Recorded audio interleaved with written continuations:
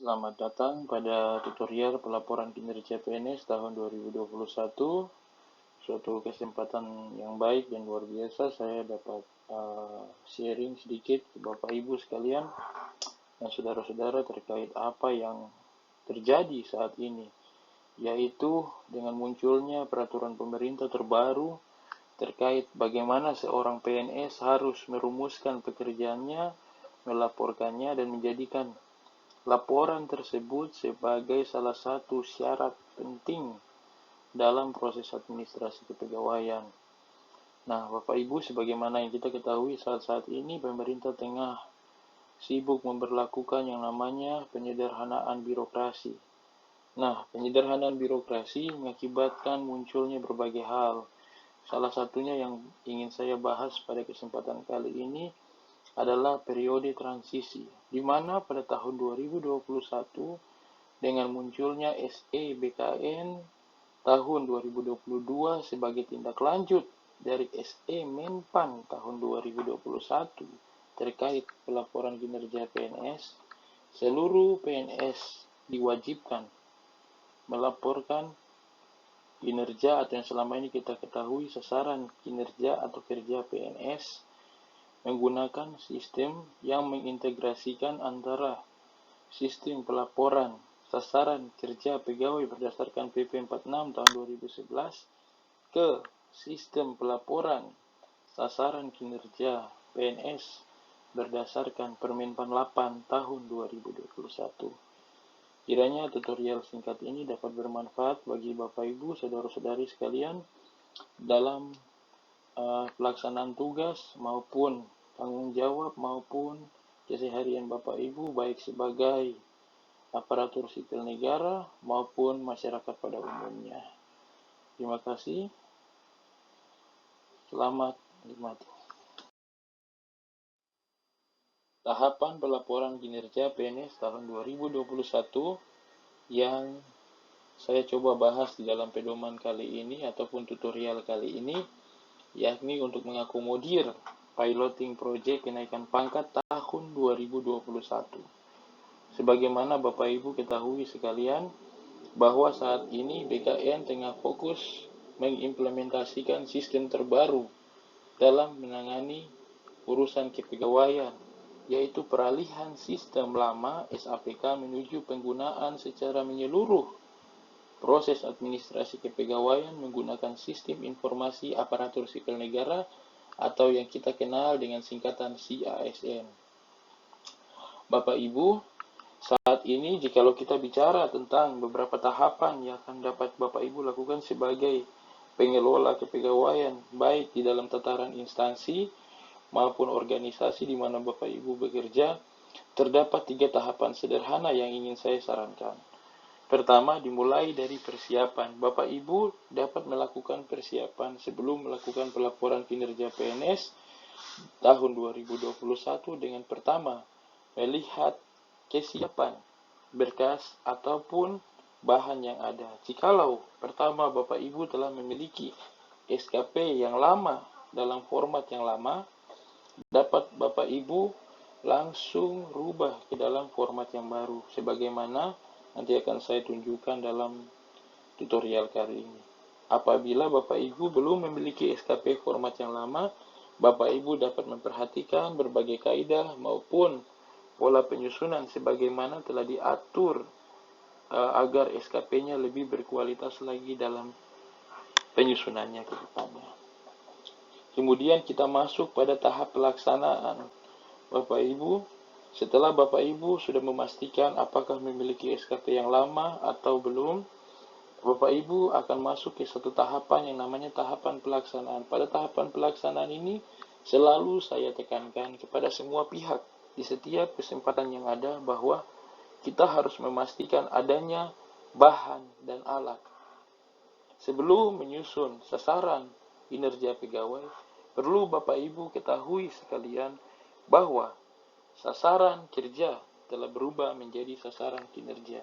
Perubahan itu dapat dimaknai bahwa dahulunya sasaran kerja atau yang berbasis pada uraian jabatan telah bergeser menjadi sasaran kerja yang berbasis hasil atau rencana kinerja organisasi.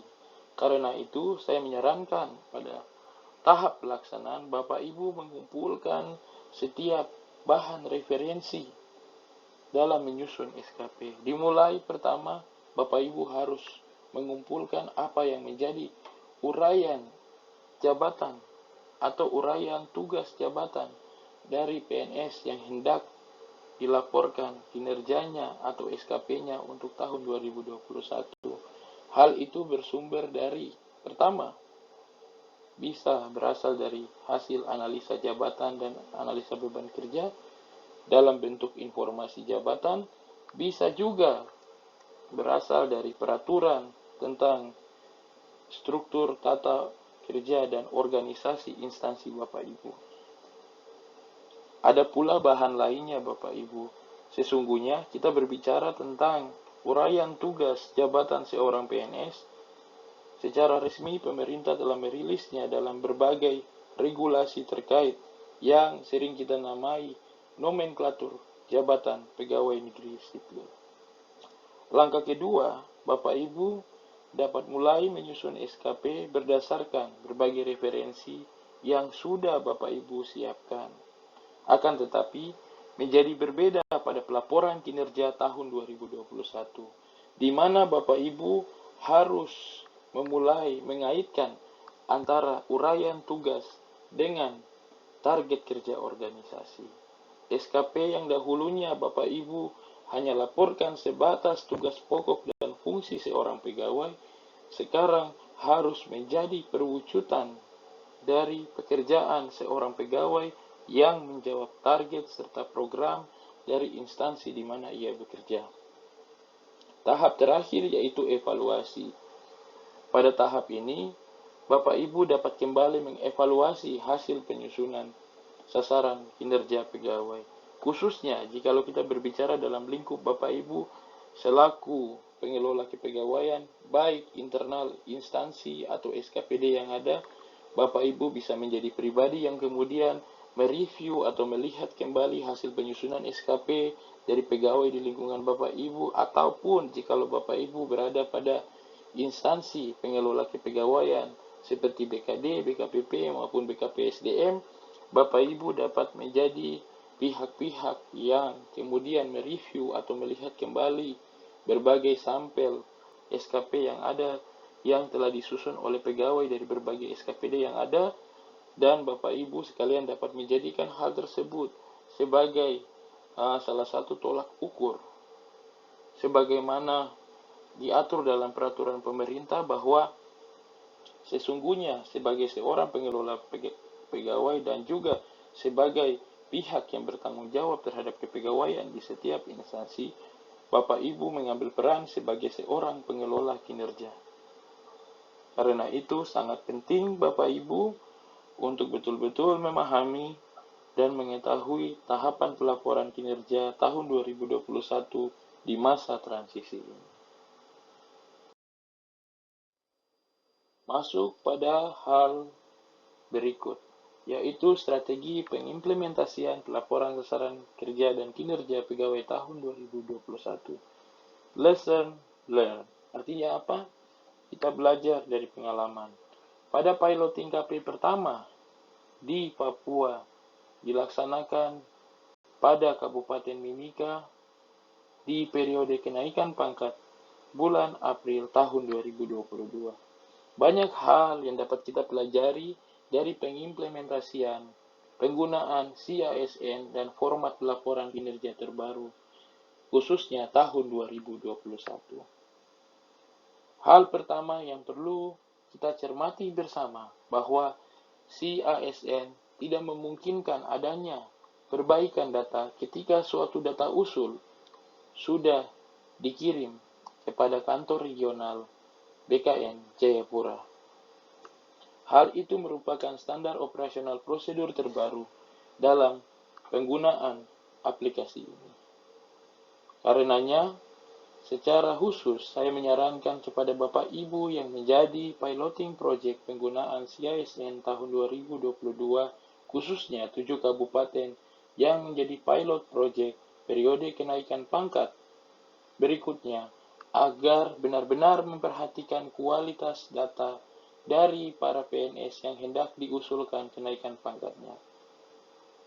Sehingga sudah tentu langkah awal yang perlu Bapak Ibu lakukan adalah melakukan rekonsiliasi data atau harmonisasi data dengan data terbaru pegawai yang ada di instansi Bapak Ibu sekalian sebelum diusulkan proses kenaikan pangkatnya ke kantor regional BKN 9 Jayapura.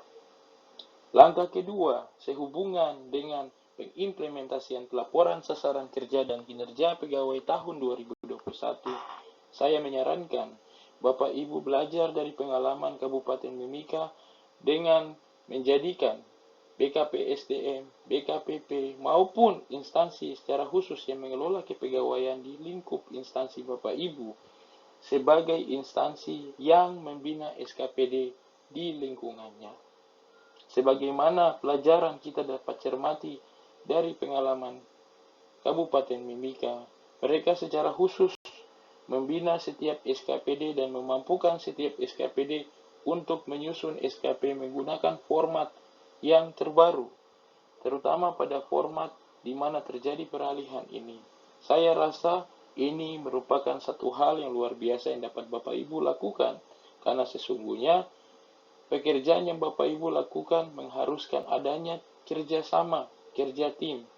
Dan dari hasil pembinaan Bapak Ibu sekalian, sesungguhnya Bapak Ibu sekalian ikut berkontribusi terhadap perbaikan sistem akuntabilitas kinerja pemerintah di setiap instansi yang ada di lingkungan kerja Bapak Ibu. Sehingga saya sarankan agar ke depannya setiap pengelola kepegawaian dapat mengambil diri dan memposisikan diri sebagai pribadi yang kemudian membina berbagai SKPD maupun pegawai yang berada di bawah tanggung jawabnya. Pada paparan ini saya menyarankan kepada instansi maupun setiap pengelola kepegawaian untuk mendistribusikan pedoman, format, maupun alat serta bahan kepada setiap pegawai untuk dapat melaporkan kinerjanya. Sehingga kedepannya di dalam menyambut penggunaan sistem terbaru, para pegawai telah mandiri dan tidak lagi kaget dan lebih siap lagi menghadapi perubahan yang terjadi.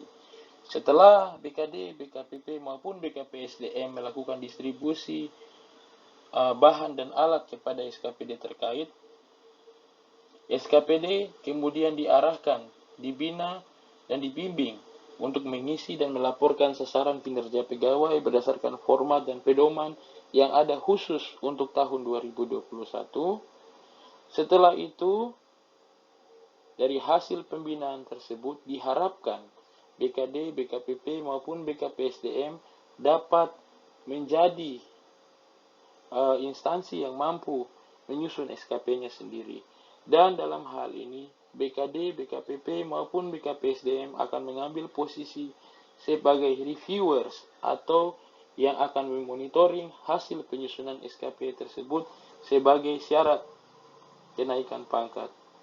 Setelah itu, berkas itu dapat dikembalikan atau dikumpulkan kepada BKD sebagai salah satu syarat untuk kemudian diproses dan dikirimkan kepada kantor regional 9 BKN melalui CISN. Apabila berkas itu telah tiba kepada kami akan kemudian memeriksanya dan melakukan feedback terhadap kualitas berkas yang Bapak Ibu lakukan.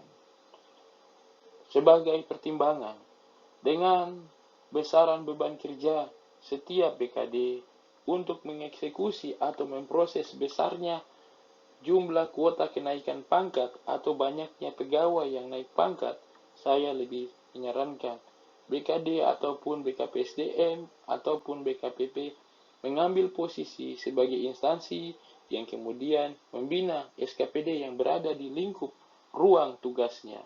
Sehingga apa yang Bapak Ibu lakukan ikut berkontribusi juga terhadap peningkatan sistem akuntabilitas kinerja instansi pemerintah di setiap wilayah administrasi pemerintahan Bapak Ibu sekalian.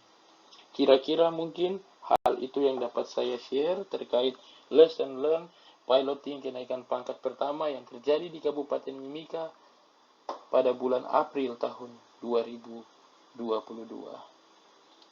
Dengan kata lain, kita membagi beban kerja, sukses bersama, belajar, dan mempersiapkan diri untuk menyambut sistem terbaru dan menjadi instansi yang terkemuka dalam hal akuntabilitas kinerja maupun pengelolaan kinerja di tanah Papua.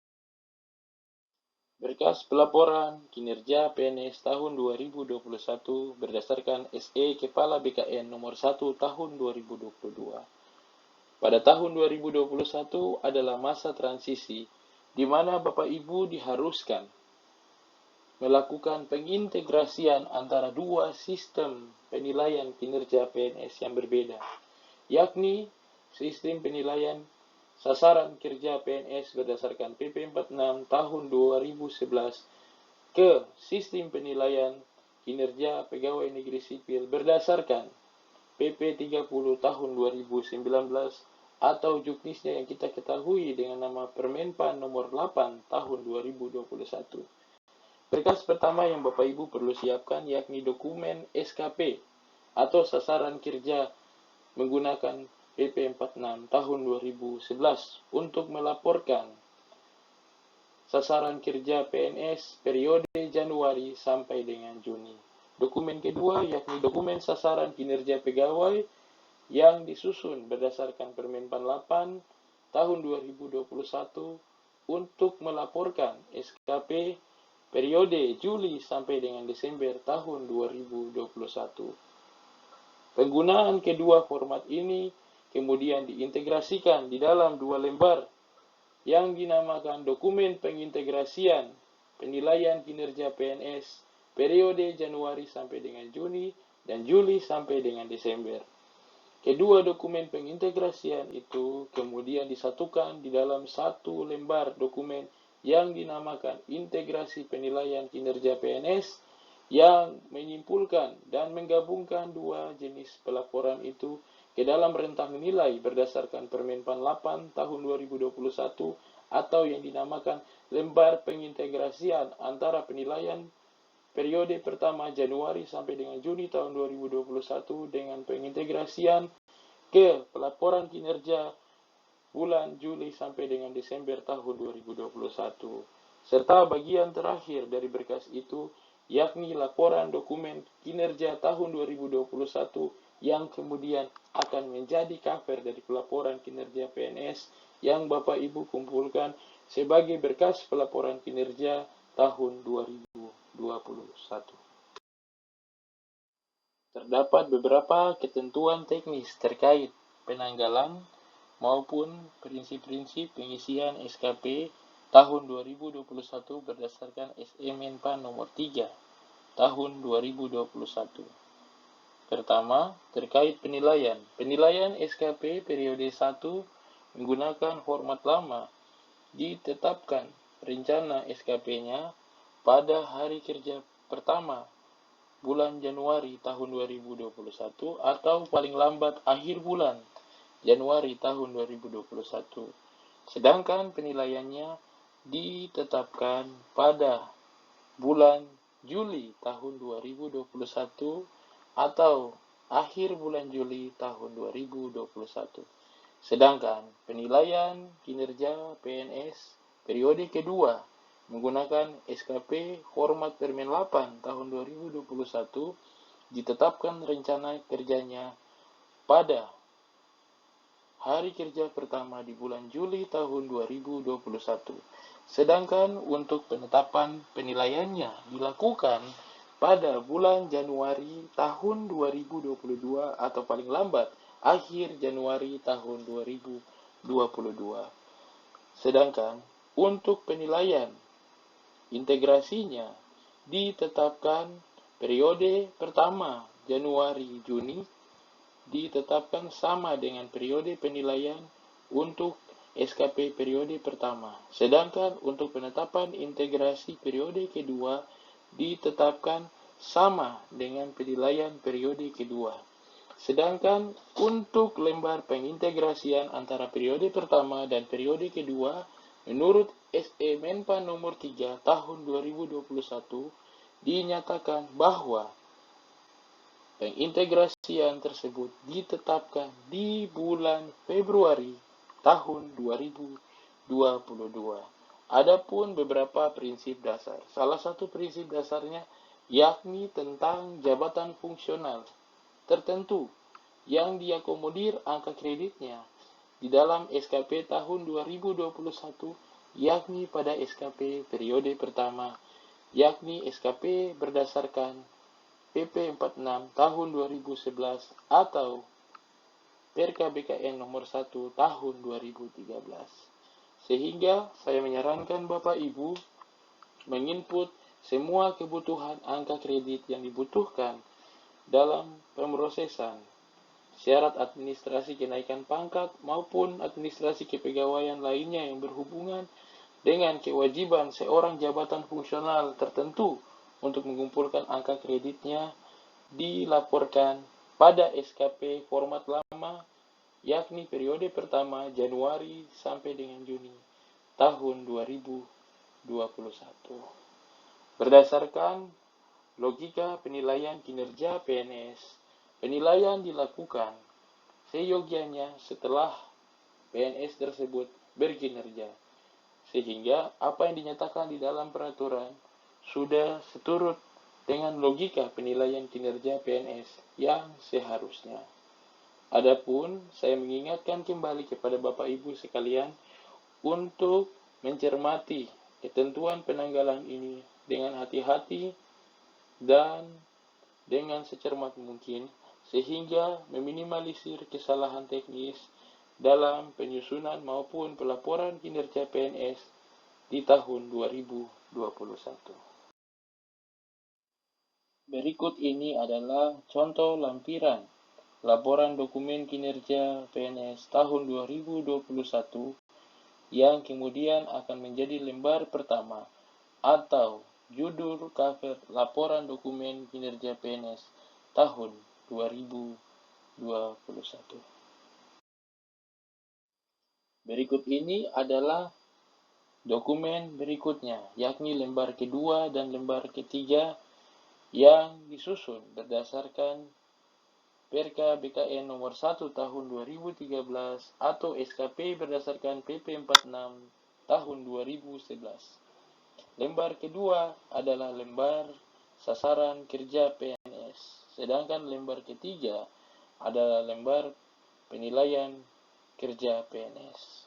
Pada lembar kedua, Bapak Ibu untuk jabatan administrasi mengisinya berdasarkan tupoksi dengan menyesuaikan pula dengan target organisasi, dan yang terpenting adalah menggunakan bahasa kerja sebagaimana SKP yang biasa Bapak Ibu laporkan selama ini. Sedangkan pada lembar ketiga, penilaian juga dilakukan sebagaimana biasanya dilakukan selama ini. Hanya saja ada satu hal yang berbeda Bapak Ibu. Pada SKP format lama dilakukan penyesuaian pada target maupun waktu penetapan sasaran maupun pada waktu penilaian, yakni disesuaikan menjadi 6 bulan sebagaimana pelaporan kinerja PNS periode pertama, yakni periode Januari sampai dengan Juni tahun 2021. Berikutnya adalah lembar keempat, yaitu cover pelaporan kinerja yang biasa Bapak Ibu laporkan di dalam SKP format lama, dijadikan lampiran lembar keempat, yakni dokumen yang ditandatangani untuk penilaian baik itu nilai perilaku dan juga dokumen data pegawai beserta dengan atasan pejabat penilai dan pejabat penilai. Dimohon sekiranya Bapak Ibu melakukan penyesuaian dan memastikan kembali bahwa yang dicatat di dalam informasi sebagai atasan pejabat penilai maupun pejabat penilai adalah yang sesuai dengan kondisi real di mana data Bapak Ibu pada saat itu, yakni tahun 2021, sehingga tidak terjadi kesalahan data terhadap informasi dasar SKP yang Bapak Ibu kumpulkan kemudian hari.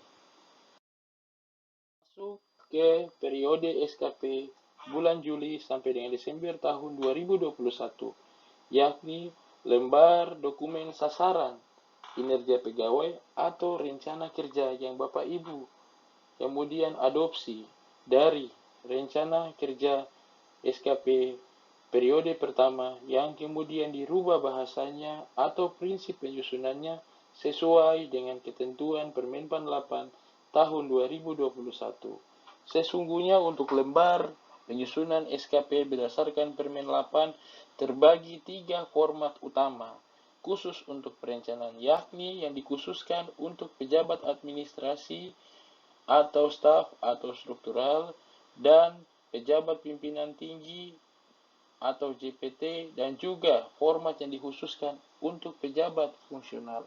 Adapun jikalau Bapak Ibu lihat secara sekilas antara format SKP jabatan administrasi dan jabatan fungsional, pada intinya hampir sama. Tetapi yang berbeda dalam format SKP ini hanyalah untuk pejabat pimpinan tinggi atau JPT.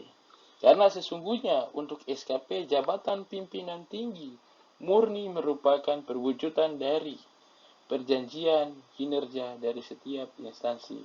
Oleh sebab itu, lebih mudahnya dan saya menyarankan agar khusus bagi SKP pejabat pimpinan tinggi, JPT atau kepala dinas atau sekda atau pejabat teras di lingkungan Bapak Ibu sekalian atau pimpinan SKPD agar disusun betul-betul berdasarkan perjanjian kinerja sehingga nampak berbagai indikator yang dibutuhkan serta target yang akan kemudian dimasukkan di dalam format tersebut.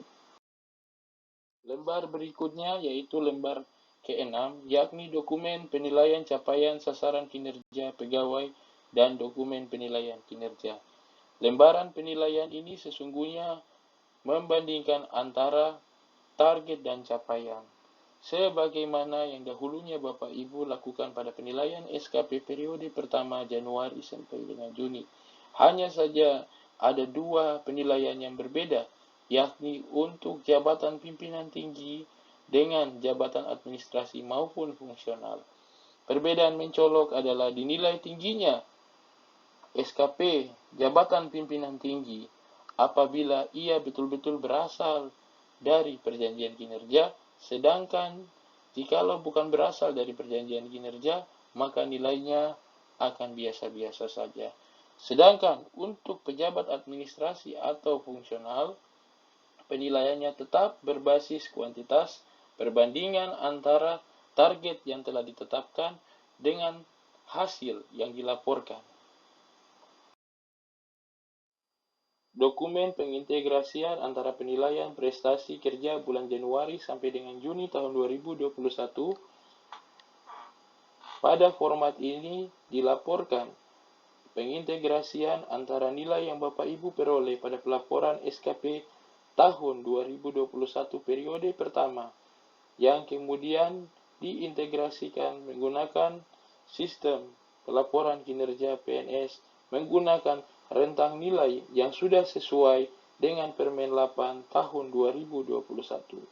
Pada bagian pengintegrasian ini saya mengajak Bapak Ibu agar kembali mencermati setiap laporan kinerja SKP periode pertama, yakni pada uraian tugas jabatan, agar setiap butir nilai prestasi kerja maupun perilaku haruslah berkategori baik sesuai dengan ketentuan kenaikan pangkat di mana SKP bernilai baik, karena pada umumnya SKP adalah akumulasi nilai setiap unsur tugas jabatan yang kemudian dijumlahkan dan dibagi sehingga kita mendapat rata-rata nilai hasil akhir sebagai akumulasi penilaiannya. Begitupun dengan nilai perilaku, saya menyarankan agar Bapak Ibu memberi nilai pada rentang nilai yang dianggap sebagai kategori baik sehingga tidak bermasalah di kemudian hari ketika dijadikan berkas kenaikan pangkat. Pada berkas berikutnya, yakni pengintegrasian untuk penilaian SKP periode Juli sampai dengan Desember, saya kembali menyarankan agar khususnya pada bagian penilaiannya menggunakan Permen 8 tahun 2021 berkategori baik pada setiap uraian tugasnya atau rencana kinerjanya, begitupun dengan nilai perilakunya. Adapun terdapat perbedaan rentang nilai, sehingga Bapak Ibu harus memastikan bahwa nilai yang didapatkan, baik itu nilai per uraian tugas jabatan atau per rencana kinerja berkategori baik pada bagian penilaiannya, begitupun pada akumulasi hasil akhirnya maupun nilai perilakunya agar berkategori baik. Sudah tentu satu hal yang perlu diingat kembali, pada penilaian ini harus dibedakan antara pejabat struktural dengan jabatan pelaksana maupun jabatan fungsional, di mana pada umumnya hanya pejabat struktural yang memiliki penilaian atau aspek penilaian perilaku kepemimpinan, sedangkan di luar dari itu hanya menggunakan aspek sisanya. Sehingga diharapkan Bapak Ibu kembali mencermati dengan teliti bahwa kepemimpinan hanya untuk pejabat struktural, sedangkan pejabat yang bukan merupakan pejabat struktural atau pejabat pimpinan tinggi tidak menggunakan aspek kepemimpinan. Masa transisi adalah masa yang luar biasa, di mana kita dapat belajar kembali, merenung, dan melihat sistem yang telah kita lalui, dan belajar memasuki satu sistem yang terbaru. Berdasarkan SKP tahun 2021, jikalau kita cermati di situ bersama-sama, khusus untuk SKP berdasarkan PP 46 tahun 2011, sesungguhnya perubahan yang dimana diharapkan sasaran kerja berisi apa yang menjadi target organisasi sudah muncul dari sejak awal peraturan tentang sasaran kerja pegawai mulai ditetapkan. Hal itu ditetapkan di dalam Perka BKN nomor 3 tahun 2016. Sesungguhnya dahulu dalam penyusunan SKP diharuskan adanya suatu tim yang merumuskan setiap uraian tugas jabatan di dalam SKP yang selama ini Bapak Ibu pakai. Ada beberapa prinsip dasar yang dapat kita ingat kembali dan kita coba aplikatifkan di dalam prinsip terbaru penyusunan SKP berdasarkan Permen 8 tahun 2021, yakni terkait prinsip dasar penyusunan uraian tugas jabatan. Hal pertama terkait penyusunan uraian tugas jabatan haruslah mudah dan jelas. Dengan kata lain, Bapak Ibu, penyusunan uraian tugas jabatan harus merupakan bahasa operasional atau bahasa teknis pelaksanaan setiap tugas jabatan atau tupoksi atau pekerjaan yang selama ini dilakukan oleh PNS yang bersangkutan. Kedua, selaras. Selaras dalam artian bahwa tugas jabatan atau uraian tugas jabatan yang Bapak Ibu catat di dalam SKP harusnya merupakan turunan dari pekerjaan jabatan yang lebih tinggi, sehingga sebenarnya penyusunan SKP yang ideal adalah penyusunan SKP berdasarkan jenis jabatan, di mana SKP yang disusun atau rencana kinerja yang disusun merupakan bentuk upaya dari seorang bawahan untuk menjawab target dari pimpinannya berdasarkan ruang lingkup kewenangan maupun batasan kewenangannya. Berikut yakni prinsip SKP yang harus objektif. Mengapa harus objektif, Bapak Ibu? Karena harus sebenar-benarnya sesuai dengan kondisi yang sesungguhnya. Selama ini pada umumnya kita mengetahui SKP dalam hal penetapan target maupun penilaiannya dimasukkan rentang 12 bulan. Padahal sesungguhnya penyusunan uraian tugas jabatan di dalam SKP harus disesuaikan dengan real pelaksanaan tugas tersebut. Apabila tugas tersebut memakan waktu dalam rentang 1 bulan, di bawah 12 bulan, harus dituliskan sebagaimana mestinya, atau sebagaimana real pelaksanaan uraian tugas tersebut. Pada poin berikutnya, terukur. Apa yang dimaksud dengan prinsip terukur dalam SKP? Dalam SKP harus bersifat kuantitatif. Mengapa saya katakan kuantitatif, Bapak Ibu? Sesuatu yang harus bisa diukur, memiliki satuan, dan juga harus muncul waktu di dalamnya. Otomatis satuan yang Bapak Ibu laporkan adalah satuan yang juga tidak keluar dari kewenangan Bapak Ibu sekalian. Contohnya, sebagai seorang staf, satuan dan jenis pekerjaan yang dilakukan adalah mengumpulkan bahan, menyusun konsep, sehingga yang dikeluarkan seharusnya adalah konsep, bahan, ataupun alat. Sedangkan kalau kita masuk ke tahap penyusunan SKP untuk pejabat struktural, dalam hal ini sebagaimana pada praktiknya kita ketahui bersama bahwa pejabat struktural mengeksekusi atau memiliki kewenangan untuk melaksanakan program maupun kegiatan, atau dalam hal ini seringkali bertindak sebagai pejabat pengguna anggaran atau PPK, sudah tentu memiliki tanggung jawab dalam melaksanakan suatu kegiatan, sehingga satuannya bisa berupa kegiatan, bisa pula berupa program. Sedangkan apabila kita masuk sebagai seorang pejabat pimpinan tinggi, sudah tentu SKP-nya juga harus sesuai dengan kewenangannya. Nah, dengan hal ini dia merupakan kewenangan paling tertinggi di dalam suatu instansi.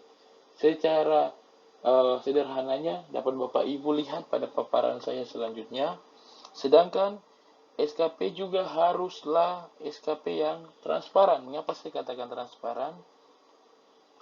SKP dahulunya dalam pemikiran DP3, seringkali pemahaman DP3 masih sangat mempengaruhi kita sampai dengan saat ini, yakni daftar penilaian itu khusus untuk pegawai hanya diketahui oleh atasan adalah dokumen tertutup.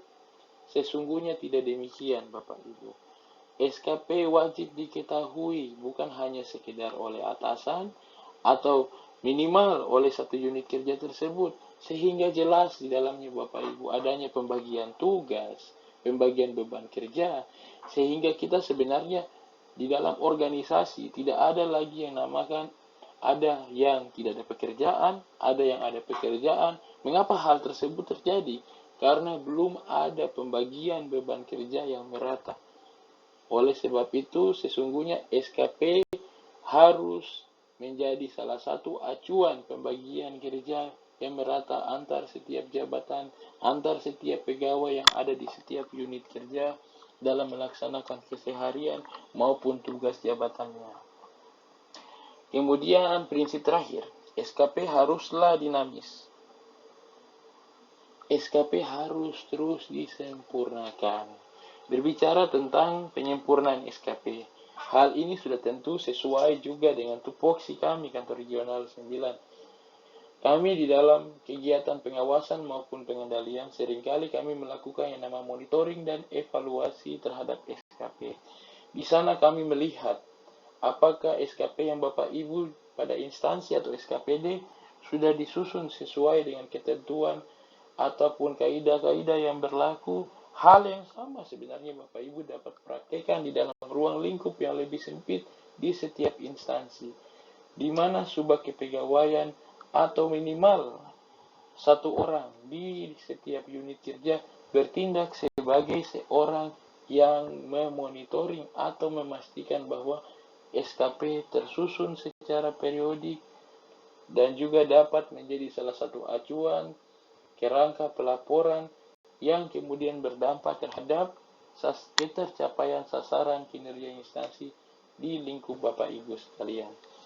Nah, kalau Bapak Ibu bisa lihat pada bagian di sebelah kanan, di sana terdapat 3 langkah penting Bapak Ibu yang dapat Bapak Ibu lakukan untuk bertransformasi atau dalam hal ini merubah pola penyusunan SKP yang selama ini kita kenal menuju ke pola SKP yang dari hari ke hari secara format. Sesungguhnya saya lihat memaksa agar Bapak Ibu segera melengkapi bahan-bahan sebagaimana yang dari dulunya di dalam SKP PP 46 tahun 2011 sudah dikatakan. Nah, ada 3 langkah simpel yang dapat Bapak Ibu lakukan sebagai langkah pertama untuk mentransformasi SKP dalam pola yang lama ke pola yang baru, yakni dengan mengumpulkan berbagai referensi yang kemudian dijadikan sebagai bahan penyusunan SKP. Saya rasa kalau bicara soal referensi, selama ini Bapak Ibu sudah memakai nomenklatur jabatan maupun sudah memakai namanya uraian jabatan atau hasil anjapa BK. Nah, akan tetapi pada tahapan ketiga dalam saran saya ini, saya katakan kita harus melakukan identifikasi rencana kinerja instansi. Apa saja yang dapat kita pakai sebagai bahan mengidentifikasi rencana kinerja instansi? Pertama, rencana pembangunan jangka menengah daerah. Kemudian rencana kerja perangkat daerah. Kemudian perjanjian kinerja, dan yang terakhir dokumen lainnya. Nah, dokumen lainnya yang saya maksudkan di sini Bapak Ibu, sesungguhnya penyusunan SKP itu harus selaras dengan berbagai dokumen kinerja yang ada. Saya selalu ingat yang dikatakan oleh mentor saya dahulu pada awal ketika saya mulai berkecimpung di dunia kinerja, khususnya PNS. Beliau selalu mengatakan, menjadi suatu hal yang lucu apabila di suatu instansi pemerintah capaian kinerjanya adalah sangat baik, sedangkan apabila kita potret sasaran kinerja pegawainya atau SKP dari setiap individu pegawai yang ada di setiap unit kerja yang ada, nyaris nihil, tidak ada. Hal ini yang kemudian memunculkan perubahan-perubahan terbaru saat ini, di mana SKP semakin ditarik dekat dan diintegrasikan di dalam yang namanya sasaran kinerja instansi pemerintah. Sehubungan dengan teknis pelaporan kinerja PNS tahun 2021 dan memasuki penggunaan format terbaru yakni Permen 8 tahun 2021, saya memberikan beberapa catatan yang perlu kita perhatikan.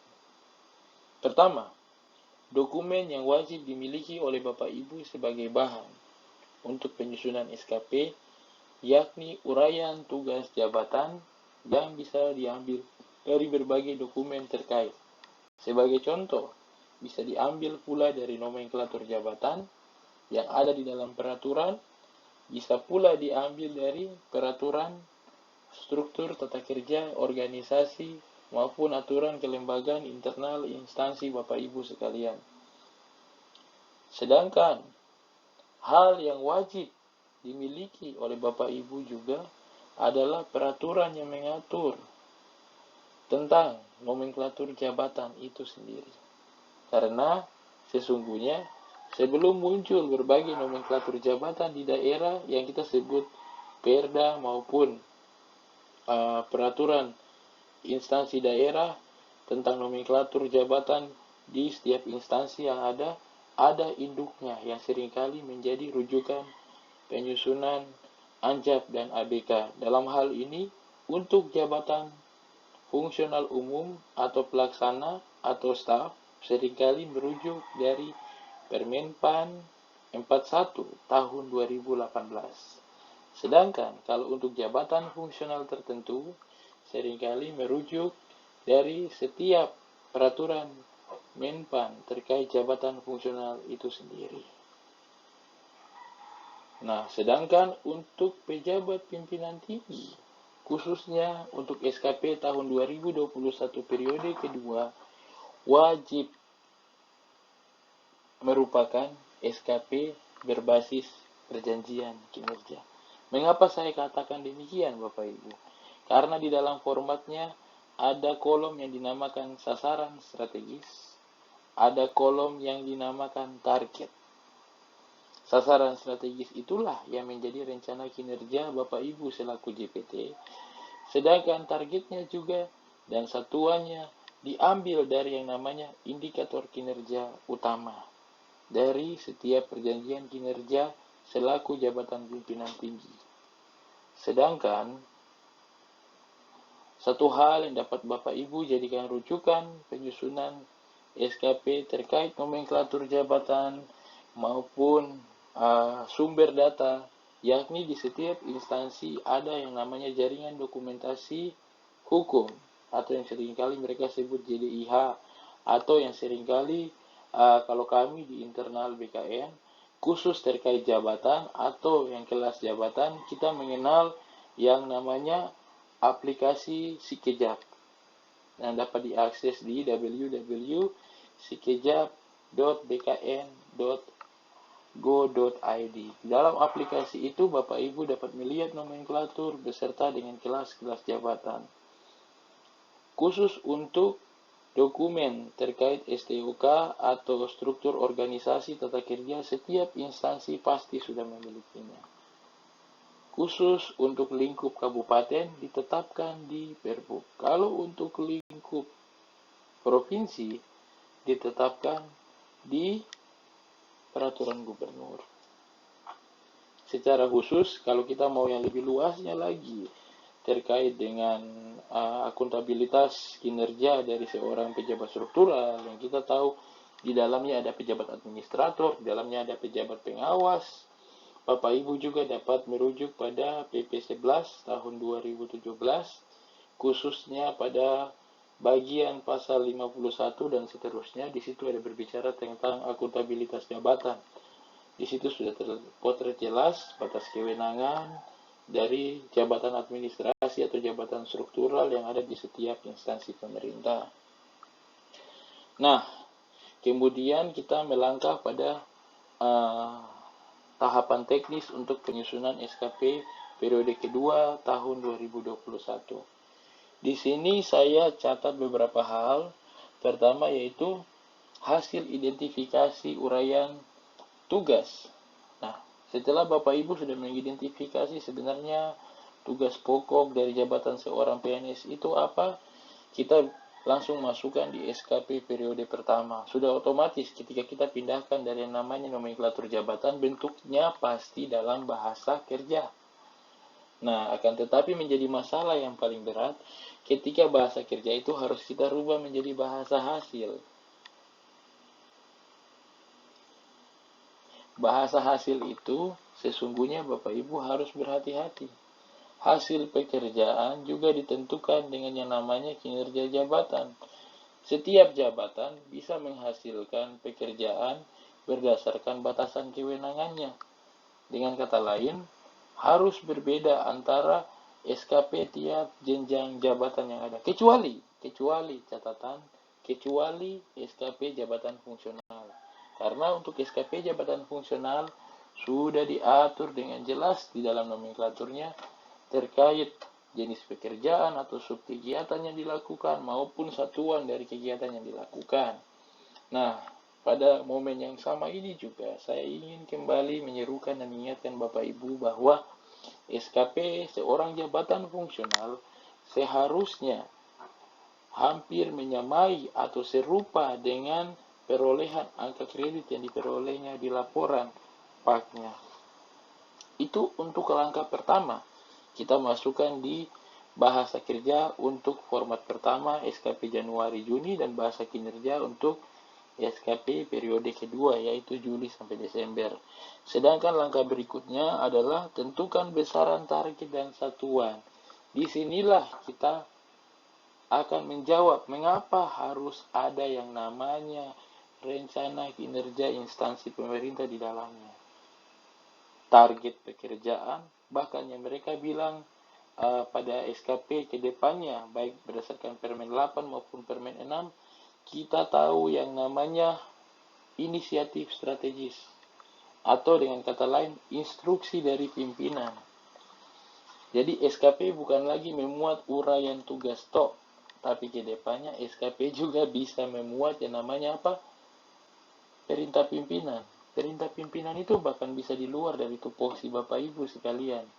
Dan apabila itu sesungguhnya mendukung kinerja utama dari pimpinan di mana Bapak Ibu bekerja, dia tidak lagi menjadi tugas tambahan, tetapi dia akan menjadi kinerja utama dari Bapak Ibu sekalian. Nah, kemudian langkah paling terakhir, yakni lakukan penyesuaian. Ini sedikit, sebenarnya ini teknis Bapak Ibu. Kalau saya lihat, seringkali pada praktiknya, saya bisa langsung mentransform SKP lama menjadi SKP baru. Artinya kita hanya melakukan penyesuaian dari perubahan bahasanya saja.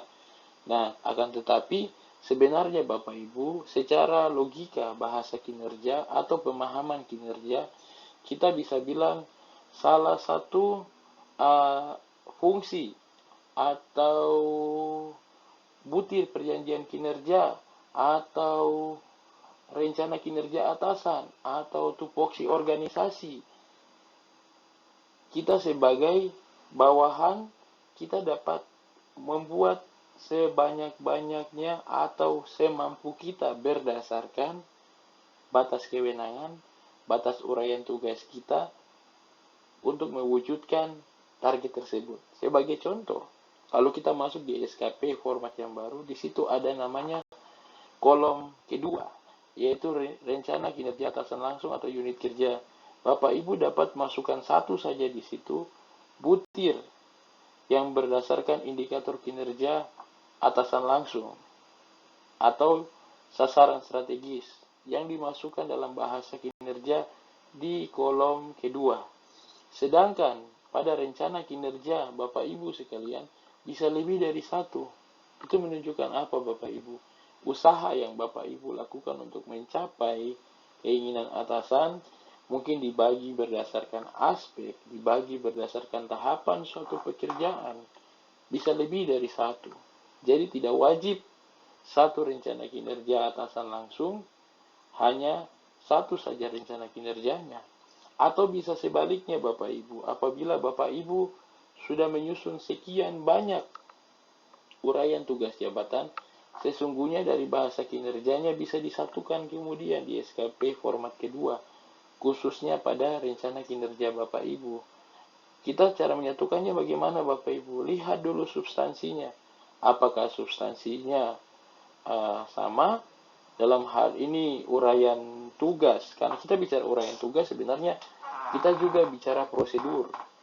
Kalau itu masih di dalam satu tahapan SOP atau satu tahapan jenis pelayanan, bisa saja disatukan saja di SKP periode keduanya menjadi satu rencana kinerja. Bagaimana kalau kita bicara untuk jabatan fungsional?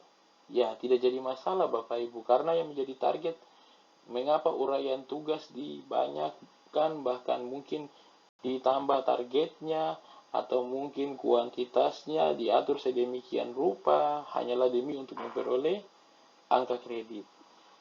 Tetapi di dalam peraturan SE Menpan ini, hal tersebut hanya diperhitungkan pada periode pertama, sedangkan SKP periode kedua tidak diperhitungkan, sehingga tidak jadi masalah dari Bapak Ibu sekalian. Apakah mau nanti tetap kita hanya memindahkan SKP pertama, uraian tugas jabatannya dengan berubah bahasanya menjadi rencana kinerja di SKP kedua, ataukah Bapak Ibu nanti mau menyatukannya di SKP kedua?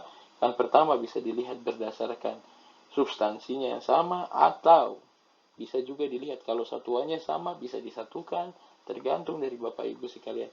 Yang ingin saya ajak kepada Bapak Ibu, pastikan agar SKP itu selogis mungkin. Artinya apa? Senyata mungkin sesuai dengan kondisi real yang ada di lapangan. Karena saat-saat ini Bapak Ibu kita sedang menyongsong suatu sistem terbaru yang namanya Permen 6 tahun 2022. Di sana Bapak Ibu akan diarahkan betul-betul untuk menyusun SKP dalam dua tipe yang betul-betul berbasiskan rencana kinerja organisasi, yakni tipe kuantitatif maupun tipe kualitatif. Hal yang menjadi utama dalam hal penyusunannya bukanlah uraian jabatan, karena berdasarkan pengarahan terakhir maupun isu-isu yang tengah berlangsung yang ditiupkan oleh Menpan saat ini, bahwa uraian jabatan khususnya untuk jabatan fungsional tertentu tidak lagi menjadi hal yang penting, tetapi yang terpenting adalah sebagaimana besarnya kontribusi seorang pegawai terhadap instansi di mana ia bekerja untuk mewujudkan rencana kinerja instansi tersebut berdasarkan batasan kewenangan maupun tupoksinya. Mungkin kira-kira demikian.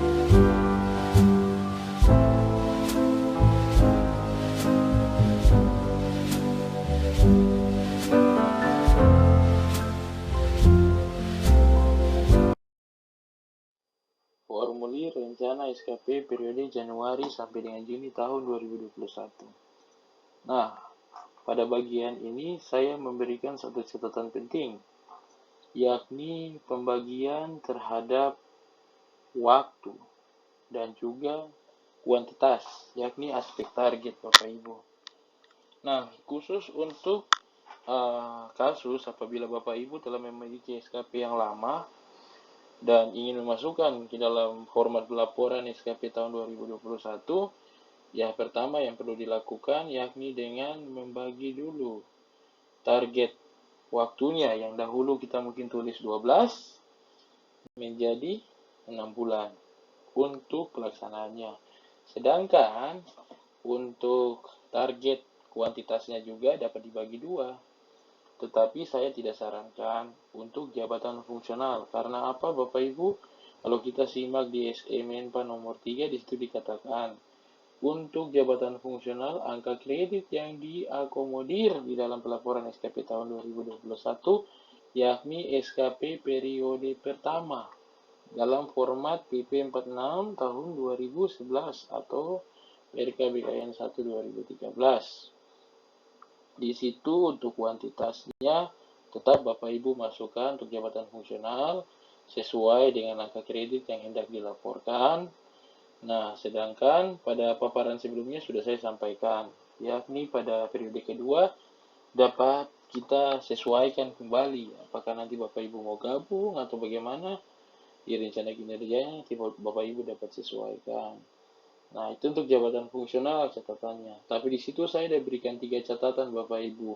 Mungkin saya akan bahas untuk catatan yang pertama, yaitu jabatan pimpinan tinggi. Untuk jabatan pimpinan tinggi, saya sarankan kita mulai latihan dari sekarang Bapak Ibu, yaitu menyusun SKP berdasarkan perjanjian kinerja. Mengapa demikian Bapak Ibu? Karena kalau untuk SKP JPT formatnya di periode kedua itu memang sudah harus berbasis perjanjian kinerja Bapak Ibu. Karena kita akan memindahkan butir informasi kinerja instansi tersebut, yakni sasaran strategis, indikator kinerja, beserta besaran target dan juga satuan targetnya. Jadi khusus untuk SKP jabatan pimpinan tinggi, saya sarankan Bapak Ibu bisa menyusun SKP periode keduanya terlebih dahulu menggunakan PK, kemudian ditransform kembali ke format lama menggunakan bahasa kerja. Nah, kalau untuk jabatan pelaksana, perlu diingat Bapak Ibu, saya sudah sampaikan sebelumnya, bahwa jabatan pelaksana merupakan pekerjaan awal, jadi bukan pekerjaan dasar Bapak Ibu. Kembali ke prinsip pengelolaan kinerja. Jadi dalam hal ini kalau kita bicara seorang pelaksana itu striker. Mereka yang awal, artinya yang mempunyai tugas paling teknis. Jadi sifat pekerjaannya adalah pekerjaan yang teknis. Kalau kita bicara soal dokumen surat, dokumen laporan, mereka lah yang mengumpulkan bahan, mereka lah yang merumuskan konsep, mereka pula yang mengerjakan berbagai unsur yang dibutuhkan dari suatu pekerjaan sebagai langkah awal. Sedangkan kalau kaitannya dengan jabatan struktural, kalau jabatan struktural sebagaimana saya sudah jelaskan sebelumnya bahwa kaitannya dengan kewenangan. Nah, tapi mungkin yang paling penting di sini Bapak Ibu, untuk yang perencanaan SKP periode Januari sampai dengan Juni ini yang saya ingin titik beratkan itu khusus untuk jabatan fungsionalnya. Pastikan untuk pejabat fungsionalnya semua angka kredit yang dibutuhkan di tahun 2021 itu terakomodir pada periode pertama. Ya, karena untuk SKP ada juga untuk penilaian angka kredit, ada yang bisa dimasukkan ke SKP, ada pula yang tidak, tapi ada unsur yang berupa kegiatan utama, tugas utama, dan unsur penunjang dapat dimasukkan.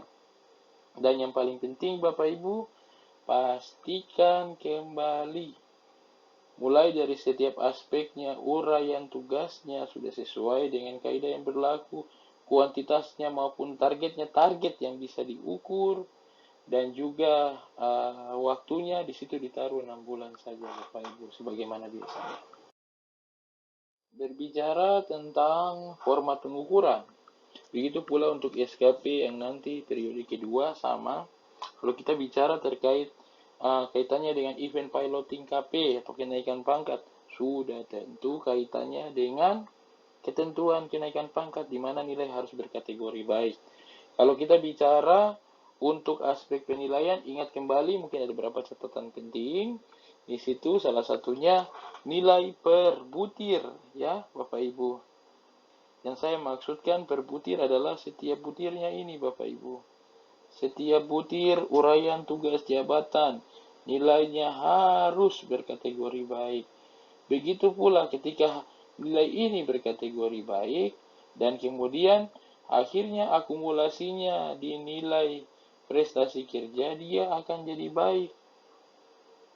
Karena dalam hal ini pemeriksaan berkas kadang-kadang dilihat per uraian tugas jabatannya haruslah baik.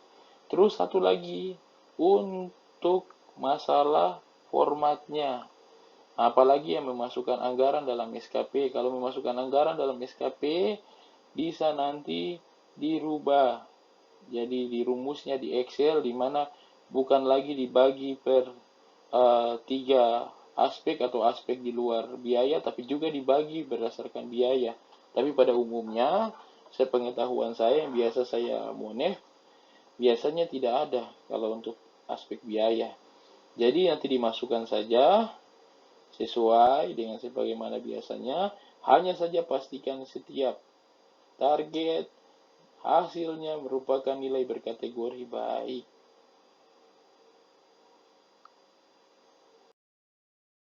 Ya, kita masuk pada format formulir penilaian atau yang mereka biasa bilang yang jadi cover untuk penilaian SKP model lama. Di situ tetap sama saja Bapak Ibu. Mungkin saya kembali tunjukkan lagi. Khusus untuk nilai perilakunya Bapak Ibu dipastikan untuk perilaku di luar dari pejabat atau pejabat struktural itu tidak boleh ada yang namanya unsur kepemimpinan kecuali struktural. Tapi yang paling inti, setiap unsur perilaku yang di dalam penilaian ini harus berkategori baik untuk perilakunya. Nah, hal yang sama juga akan terjadi nanti pada akumulasi nilai akhirnya. Dia akan secara otomatis menjadi baik.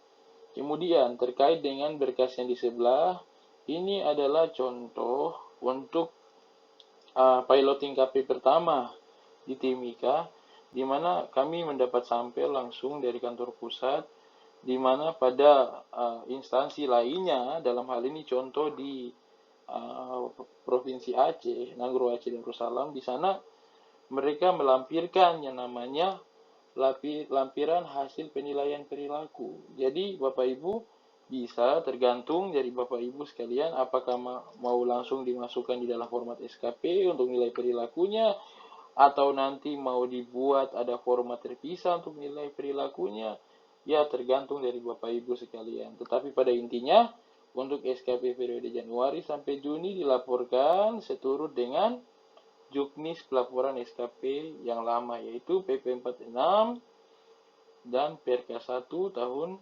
2013.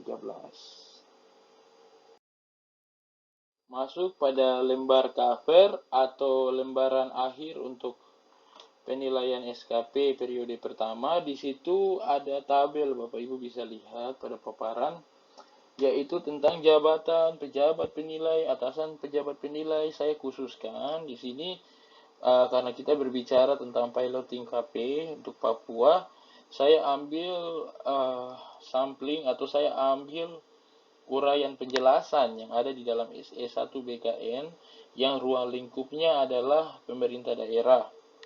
Nah, mungkin pertama kita lihat di situ yang nomor 4 dari tabelnya, yaitu untuk jabatan JPT Madya di lingkungan pemerintah provinsi, pejabat penilainya adalah gubernur, atasan pejabat penilainya adalah gubernur, begitu juga nomor berikutnya nomor 11. Di sini mungkin tidak kelihatan berurutannya Bapak Ibu karena saya langsung ambil dari lampiran SE1 BKN tahun 2022 tentang siapa yang akan menjadi pejabat penilai maupun atasan pejabat penilai dari setiap jabatan yang ada di daerah. Karena Bapak Ibu, kita bicara saat-saat ini, kita bicara soal instansi yang sudah menerapkan penyetaran jabatan maupun yang belum menerapkan penyetaran jabatan. Akan tetapi secara simpel dan sederhananya, kemarin setelah saya berkoordinasi kembali dengan unit kami di kantor pusat, disampaikan bahwa kalau untuk kenaikan pangkat penilaiannya berjalan sebagaimana biasanya, sebagaimana yang juga tertera di dalam SE1 BKN tahun 2022. Nah, nanti dapat Bapak Ibu lihat untuk setiap jenis jabatannya beserta dengan pejabat penilai dan atasan pejabat penilai. Tapi mungkin yang menurut saya bukan agak sih, sebenarnya sangat penting adalah Bapak Ibu harus pastikan bahwa di dalam SKP tersebut itu merupakan atasan penilai maupun atasan pejabat atasan penilainya itu merupakan yang sama persis sesuai di dalam database kepegawaian. Dalam hal ini pada tahun 2021. Karena apa Bapak Ibu, ketika salah nama itu kemudian akan bermasalah berkasnya, Bapak Ibu akan dinyatakan harus dikoreksi kembali. Jadi sebisa mungkin Bapak Ibu pastikan koreksi, atau mungkin Bapak Ibu di SKPD konfirmasi terlebih dahulu, kontak atau kembali berkoordinasi dengan pihak yang memegang data kepegawaian di daerah, dalam hal ini BKD, BKPP, BKPSDM, terkait data siapa yang menjadi penilai SKP Bapak Ibu maupun atasan pejabat penilai. Begitu pula saya ingin bahas pada kesempatan ini terkait SKP kalau sebenarnya di periode pertama terjadi mutasi atau perpindahan jabatan dari unit kerja ke jabatan yang baru.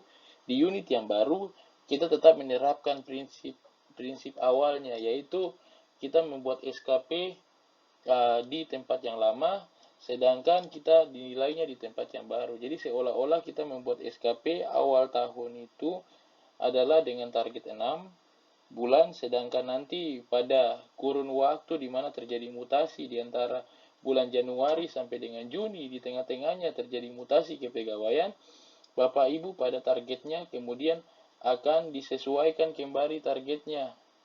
Dan pada lembar penilaiannya nanti dibuat sesuai kurun waktunya, dijadikan jumlah bulan di mana Bapak Ibu bekerja secara real sebelum akhirnya dimutasi. Nah, nanti kemudian di tempat yang baru Bapak Ibu buat lagi SKP-nya. Kemudian kedua periode penilaian tersebut, tempat lama dan tempat baru, hasil penilaiannya digabung, kemudian dibagi 2. Nah, nanti setelah dibagi 2, hasil itulah yang kemudian Bapak Ibu akan masukkan ke dalam yang namanya formulir integrasi untuk periode Januari sampai dengan Juni. Bagaimana dengan tugas belajar?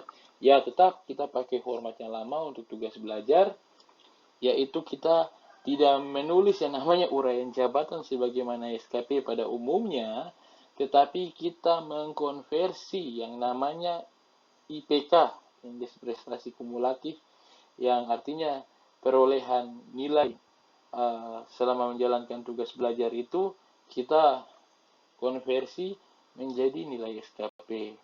Untuk rumusnya dan secara teknisnya itu juga diatur di dalam Perka BKN nomor 1 tahun 2013. Ya, bagian berikutnya yaitu bagian pengintegrasian. Bagian yang di sana saya katakan nilai pada SKP periode pertama diintegrasikan, dikonversi berdasarkan standar rentang nilai sebagaimana diatur di Permen 8 tahun 2021. Jadi kalau di situ bisa dilihat di tabel paling kanan itu adalah sumber datanya yang akan kemudian masuk ke dalam lembar integrasi pada bagian kiri yang berwarna kuning.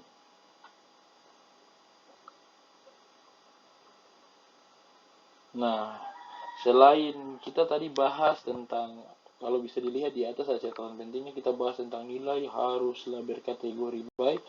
Sekedar perlu diketahui Bapak Ibu bahwa terdapat perubahan juga Bapak Ibu. SKP yang lama aspek penilaian perilakunya berbeda dengan yang baru. Nanti Bapak Ibu bisa simak pada formatnya secara langsung, di situ ada perbedaan.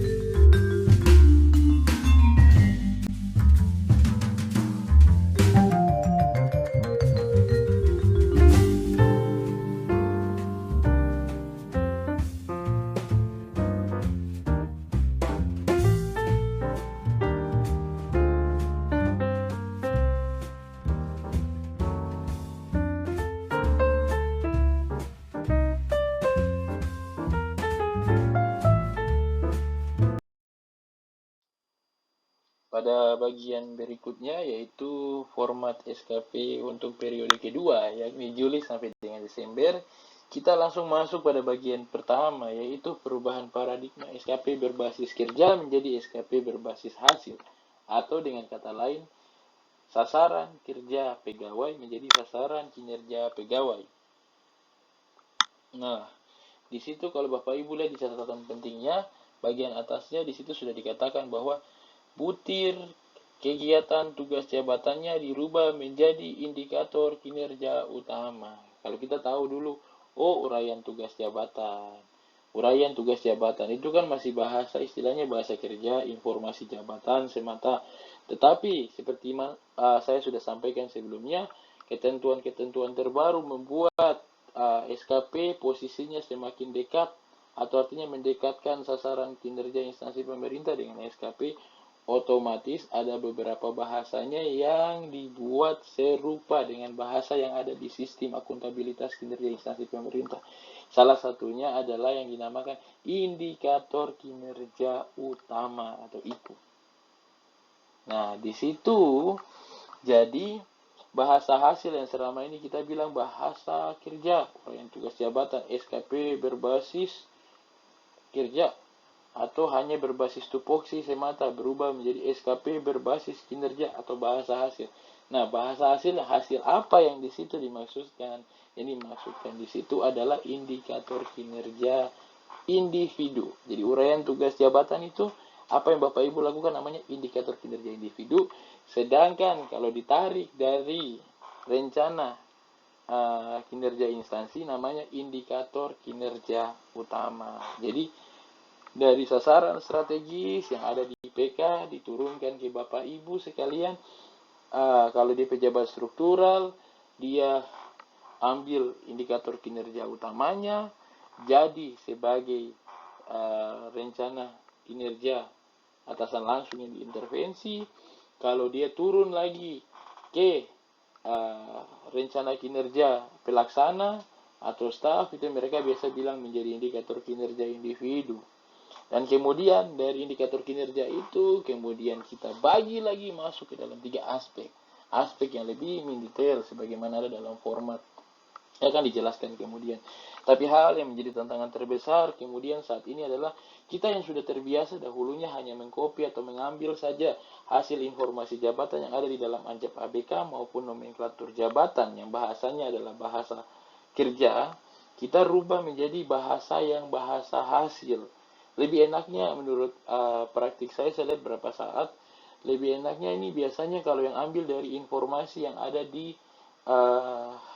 hasil Anjap ABK atau informasi jabatan, karena di situ sudah ada keluaran dan hasil pekerjaan.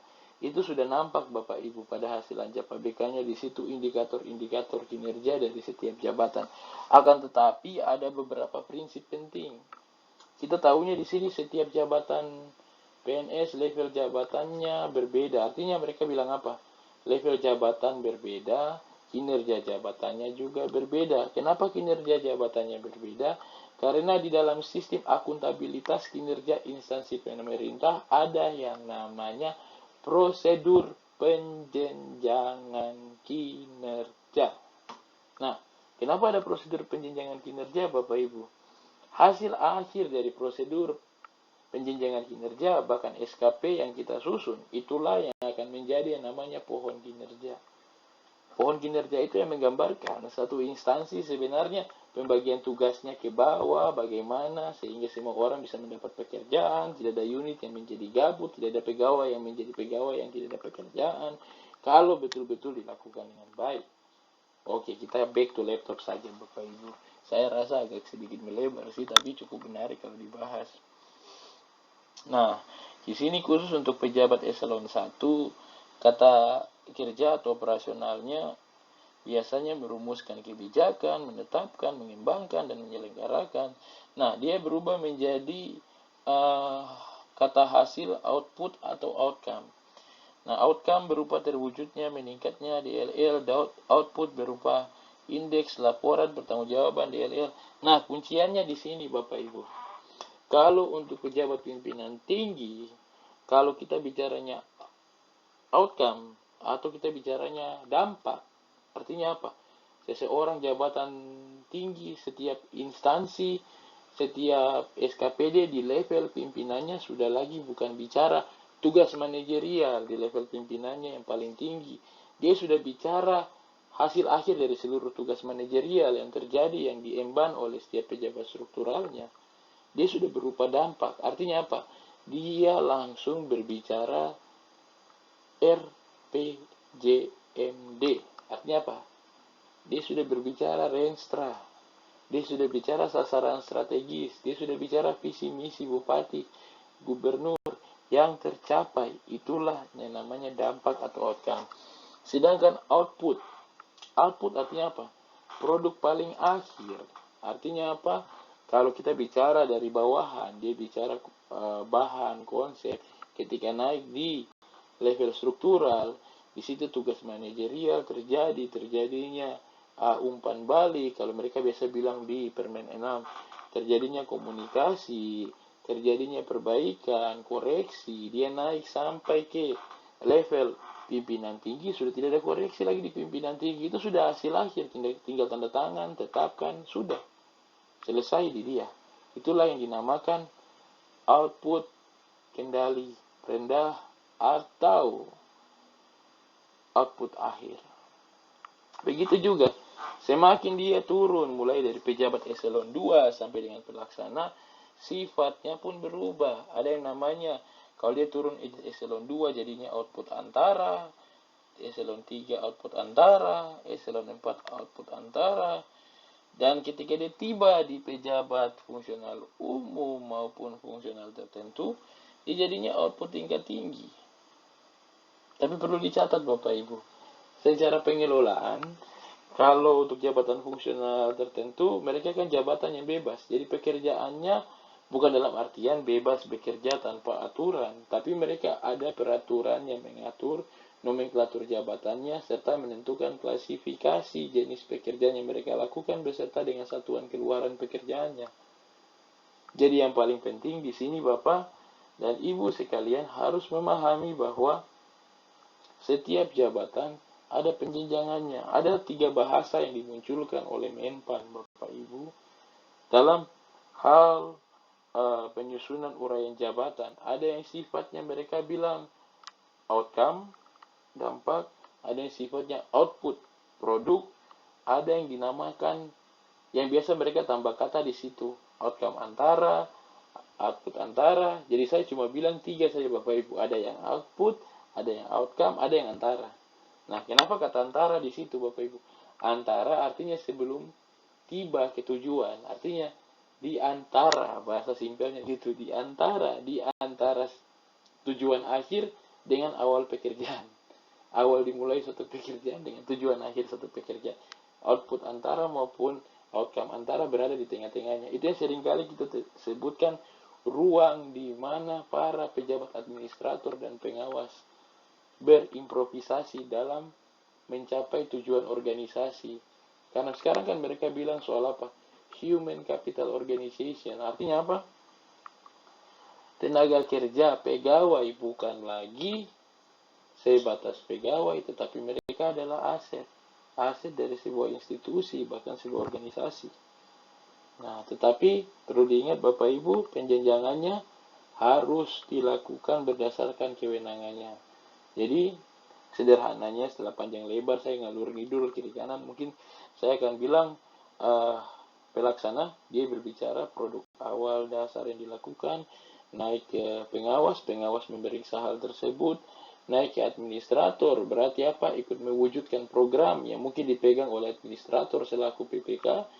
Nah, kalau program itu kemudian bentuk laporan penyelenggaraan program, dia naik ke kepala SKPD, ya sudah ditetapkan laporannya sebagai pertanggungjawaban. Sesederhana begitu. Hanya saja bahasanya yang kadang-kala menjadi kendala ketika kita ingin tuliskan. Ya, kira-kira demikian. Jadi simpelnya, kalau kita bicara pelaksana ya produk. Kalau kita bicara naik ke struktural ya manajerial, ada terlaksana. Kalau kita sudah bicara naiknya ke pejabat pimpinan tinggi jadinya terwujud. Ya, jadi mewujudkan di pimpinan tinggi itu sudah jadi, sudah terwujud, turun ke struktural itu upaya untuk mencapai ke sana, turun ke pelaksana tuh bahan dan alat untuk pencapaian itu. Nah, kira-kira demikian yang dapat saya sampaikan untuk perubahan paradigma yang terjadi. Nah, Bapak Ibu, secara umum kalau kita bicara SKP periode Januari sampai dengan Juni, satu format toh selesai. Hanya saja isi-isiannya yang berbeda per jenis jabatan tentang prinsip-prinsip dasar pengisiannya. Sedangkan kalau kita masuk di SKP berdasarkan Permen 8, ada dua jenis SKP Bapak Ibu. Nah, biasa mereka tulis kalau di format yang secara umum sering dibagikan, mereka biasa bilang SKP CAJF dan SKP JPT. Nah, kita mulai yang pertama yaitu dari SKP JPT. Sebagaimana yang saya sudah sarankan sebelumnya Bapak Ibu, SKP JPT wajib memunculkan apa yang ada di dalam perjanjian kinerja. Jadi kalau sudah ada perjanjian kinerja, minimal kalau misalnya sulit dapat, minimal Bapak Ibu bisa lihat juga dari yang namanya laporan kinerja instansi pemerintah khusus untuk setiap SKPD yang ada, atau Bapak Ibu bisa merujuk pula dari apa mereka biasa bilang rencana kinerja atau rencana kerja tahunan, bisa dilihat juga dari situ yang khusus mencakup sasaran strategis, indikator, serta targetnya. Untuk sasaran strategisnya itu dia akan masuk ke rencana kinerja. Sedangkan untuk indikator kinerja individu itu dia bersumber dari indikator yang ada di dalam perjanjian kinerja. Itu dia akan masuk ke situ. Biasanya setahu saya kalau kita bicara soal indikator kinerja individu untuk seorang pejabat pimpinan tinggi, sudah tentu itu harus ada interkoneksi dengan RPJMD. Artinya apa? RPJMD merupakan representatif dari dokumen perencanaan yang di atasnya. Artinya apa? Dari RPJMN, perencanaan secara nasional, turun ke RPJMD, perencanaan secara tingkat daerah, dia turun paling rendah ke SKPD, jadi apa? Rencana kinerja perangkat daerah. Kunciannya di situ RKPD. Dan dia akan jadi apa di situ? Isiannya pasti apa? Sasaran strategis, indikator kinerja utama, dan program. Simpelnya begini Bapak Ibu, kalau indikator sasaran strategis yang jadi indikator kinerja utama, dia pasti masuknya dan lebih implikatif kalau kita masukkan untuk SKP JPT. Sedangkan kalau untuk program, bisa juga kita masukkan di JPT, bisa pula kita masukkan nanti menjadi modal untuk SKP strukturalnya. Ini sekedar bocoran untuk kedepannya nanti bagaimana. Tapi yang saat ini kita bicara soal piloting project KP, kita transposkan saja, kita pindahkan saja format lama ke format baru. Tapi secara khusus saya titipkan kepada Bapak Ibu, khusus untuk pimpinan tinggi, pastikan JPT-nya itu bersumber betul-betul dari perjanjian kinerja. Jadi minimal Bapak Ibu sudah mulai dahulu mempraktikkan apa yang dinamakan prinsip pengelolaan manajemen kinerja sebagaimana yang diamanatkan di dalam Permen 48 maupun yang sekarang sudah menuju ke Permen 46. Nah, kita menuju ke format kedua, yaitu format rencana untuk SKP pejabat, yang tadi saya bilang SKP JAJF. Jabatan administrasi kan berdasarkan PP 11 tahun 2017 kan pasti isinya struktural, yang bicaranya apa? Administrator, pengawas, sampai istilahnya eselon 3, 4, kalau 5 kalau masih ada juga. Atau kita bilang lagi di sini ada yang namanya jabatan fungsional. Jadi mereka tuh di dalam satu format yang sama. Akan tetapi ada perbedaan Bapak Ibu. Untuk SKP seorang jabatan pelaksana, di kolom keduanya dia tidak lagi berisi rencana kinerja unit kerja atau instansi, tetapi dia isinya apa? Rencana kerja atau kinerja atasan langsung. Itu sudah dari kolomnya saja kita sudah tahu berbeda antara fungsional dengan pejabat struktural dengan pelaksana. Artinya apa? Kalau pejabat struktural dan fungsional, dia bisa mengintervensi rencana kerja dari instansi. Sedangkan untuk pejabat pelaksana atau jabatan fungsional umum, dia melaksanakan apa yang menjadi rencana kerja atasannya. Nah, jadi kita mulai dulu dari tadi. Kita awalnya mulai dari JPT dulu, baru sekarang kita masuk ke sini. Artinya ada kelihatan kesinambungannya Bapak Ibu. Nah, kalau secara umum saya lihat saat-saat ini perjanjian kinerja merupakan hal yang sangat sulit diperoleh di daerah. Jadi palingan saat-saat ini demi piloting KP yang ada ataupun kita dalam tahap percobaan di masa transisi ini, bisa Bapak Ibu ambil saja dari tupoksi atasan langsung. Itu untuk pelaksana. Tupoksi atasan langsung. Itu kalau untuk pelaksana. Kalau untuk jabatan struktural, ambillah dari tupoksi atasan langsungnya yang ada di dalam nomenklatur jabatannya atau STOK-nya. Nah, tetapi saya sarankan, kalau bisa jabatan struktural minimal, kalau bisa dapat perjanjian kinerja, pakailah perjanjian kinerja. Kita mulai latihan dari sekarang. Oke? Nah, yang bagian terakhir dan juga penting, yakni tentang jabatan fungsional tertentu, pastikan harus sesuai satuannya dengan nomenklatur jabatan. Nah, di situ ada 3 aspek Bapak Ibu. Kalau Bapak Ibu lihat, ada aspek kuantitas, kualitas, dan waktu. 3 aspek ini hal yang seringkali kalau secara saya lihat beberapa saat ini praktek SKP yang saya coba melakukan monitoring, tindak lanjut dari hasil pembelajaran maupun pembinaan, saya lihat bahwa masih banyak yang perlu mendapat peningkatan lagi pemahaman tentang penggunaan kuantitas, kualitas, maupun aspek waktu. Kalau kita bicara tentang kuantitas, Bapak Ibu secara logikanya ketika Bapak Ibu sudah memiliki SKP yang lama yang selama ini Bapak Ibu lakukan, itu Bapak Ibu sudah menjawab aspek kuantitasnya. Hanya saja Bapak Ibu perlu menuliskan keterangan di situ. Khusus untuk kolom aspek kuantitas. Nah, sedangkan bukan kolom maksud saya baris. Sedangkan kalau untuk baris kualitas, Bapak Ibu masukkan di situ. Bapak Ibu posisikan diri.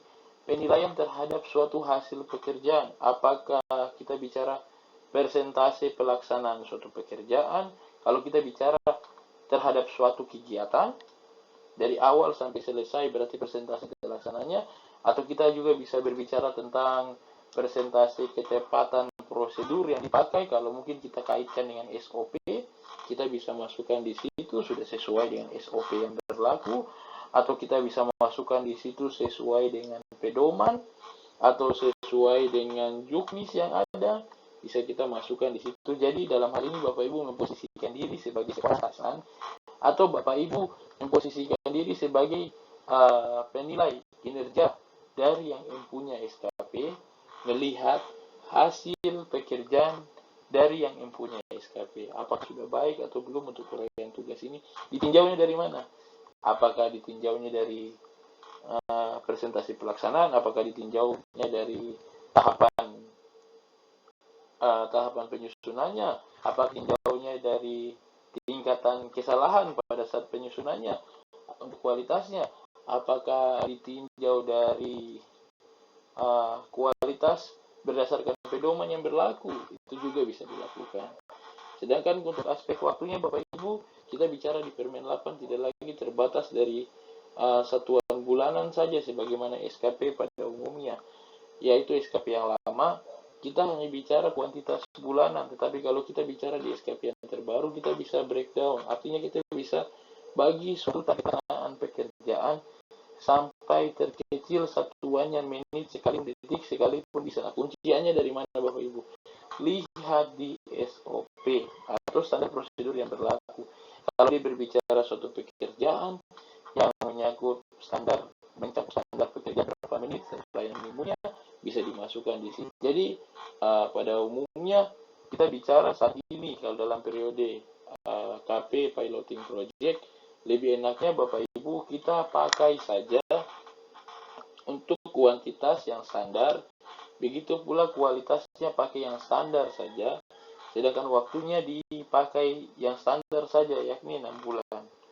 Nah, tapi secara umum Bapak Ibu sudah ketahui bahwa aspek-aspek itu dapat dibagi sedemikian rupa. Tergantung, sekarang terserah dari Bapak Ibu ingin mengaplikasikan sebagaimana. Nah, kira-kira demikian. Nah, kita masuk pada bagian berikutnya, yaitu pada bagian indikator kinerja individu. Tadi kita sudah bahas untuk isian per IKI-nya, indikator kinerja individu, mulai dari aspek kuantitas, kualitas, waktu. Di situ mungkin ada catatan Bapak Ibu, saya masukkan sekedar tips untuk mempermudah Bapak Ibu untuk merumuskan yang namanya rencana kinerja. Jadi istilahnya bisa bolak-balik Bapak Ibu, bisa Bapak Ibu dulu mulai penulisannya dimulai dari per kolom indikator kinerja individu, atau rencana kinerjanya selesai dulu baru isi indikator kinerja individu. Kalau indikator kinerja individu di sini saya buat catatan bahwasanya cara mudah merumuskan kuantitas, kualitas, waktu adalah dengan merumuskan gambaran umumnya pada rencana kinerja terlebih dahulu, atau bisa sebaliknya, merumuskan aspeknya dahulu dan kemudian dimasukkan ke dalam kalimat utama untuk rencana kinerja. Contohnya bisa seperti begitu Bapak Ibu. Nah, contohnya di sini seperti saya bilang, jumlah SKP yang dikumpulkan dan direview itu untuk kuantitasnya. Nah, kualitasnya persentase kesesuaian format dan isi SKP dengan ketentuan yang berlaku itu untuk kualitasnya. Sedangkan waktunya 7 hari. Artinya apa? Dia jadi apa? Waktunya berubah menjadi rata-rata waktu mereview 1 SKP. Ditulis itu 7 hari. Hari apa? Bisa ditambahkan hari kerja. Bisa dari Bapak Ibu sekalian. Nah, dari ketiga aspek tersebut, Bapak Ibu, ketika tadi sudah diisi berdasarkan seperti contoh ini, diisi di sini, kemudian berdasarkan ketiga aspek ini, langsung saya bisa rumuskan Bapak Ibu di rencana kinerjanya menjadi SKP telah direview dan siap diproses lebih lanjut lagi atau sesuai prosedur lebih lanjut. Terserah Bapak Ibu mau buat ininya dulu, rencana kinerjanya dulu, baru di breakdown per indikatornya, atau karena sudah ada SKP lamanya, tinggal tuliskan kuantitasnya dulu, dipikirkan cara mengukur kualitasnya, dipikirkan waktunya, baru ketiga aspek ini disimpulkan menjadi kalimat rencana kinerja. Itu dari Bapak Ibu sekalian. Begitu pula untuk minimal dan maksimal. Di sini kalau target SKP yang lama, kita tahunya targetnya hanya 1.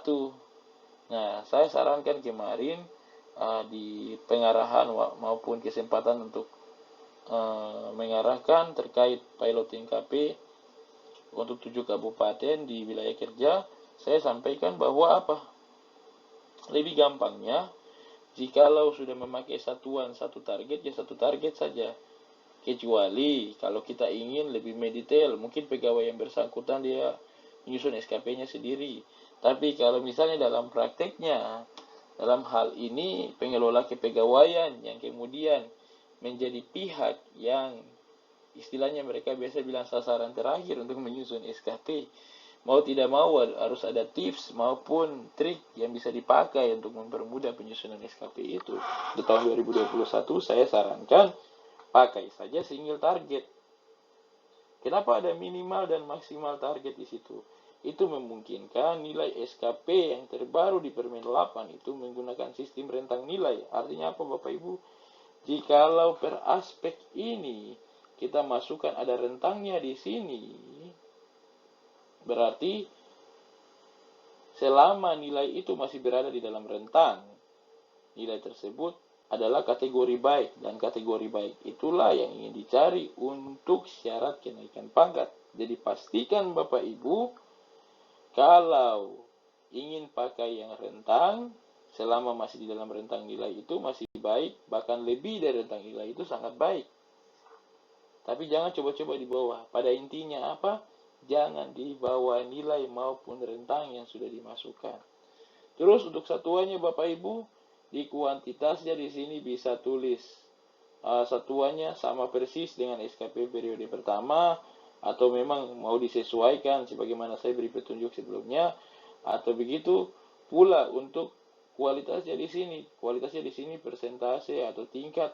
Ingat satuannya di sini haruslah persen dalam bentuk simbol persen. Sedangkan untuk waktu di sini, waktu ini bisa melingkupi waktu yang dibutuhkan untuk menyelesaikan keseluruhan pekerjaan atau waktu rata-rata dibutuhkan untuk menyelesaikan satu jenis pekerjaan. Berdasarkan apa? Berdasarkan SOP yang berlaku, dan satuannya di sini pun seperti tadi saya sampaikan bahwa bisa dari menit sampai dengan tertinggi. Dalam hal ini kita bicara konteks pelaporan kinerja tahun 2021, otomatis tertingginya apa? 6 bulan. Artinya dalam bulanan. Oke, saya kira demikian untuk bagian ini. Nah, hasil penilaian yang tadi Bapak Ibu sudah laporkan, baik di SKP pertama dan SKP kedua, semuanya diintegrasikan di dalam format ini Bapak Ibu. Itu format SKP yang diintegrasi periode Januari, Juni, Juli, Desember.